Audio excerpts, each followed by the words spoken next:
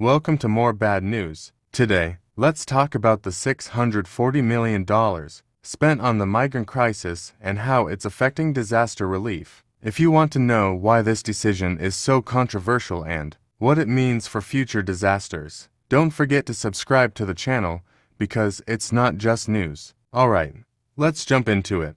The Federal Emergency Management Agency, or FEMA, whether it's hurricanes, wildfires, or floods, FEMA is there to provide disaster relief and help communities rebuild. But recently, they're out of money to keep helping with this hurricane season, and the big question everyone is asking is, why? This year, these programs aim to help state and local governments manage the large number of asylum seekers coming into the country.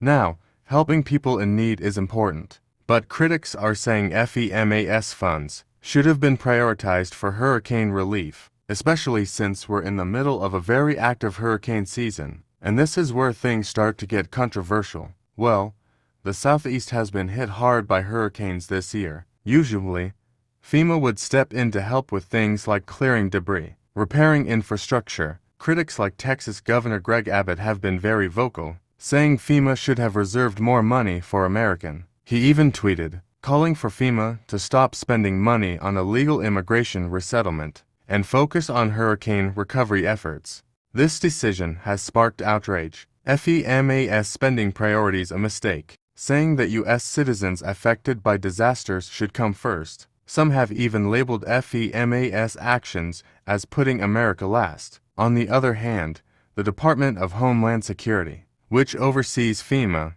defends the decision. They argue that they had to meet the urgent, saying that both are humanitarian crises requiring immediate action. However, that explanation hasn't calmed the growing frustration from those who feel left behind. After major storms, with FEMA out of funds, many essential recovery efforts may be delayed or canceled altogether. Normally, FEMA would be helping rebuild roads, but those efforts are now in jeopardy. FEMA might have to rely on something called immediate needs funding. This means they'll only focus on life-saving efforts, while longer-term recovery projects could be put on hold indefinitely. This situation highlights a larger issue, balancing resources, when multiple crises hit at the same time, but with disasters becoming more frequent and costly thanks to things like climate.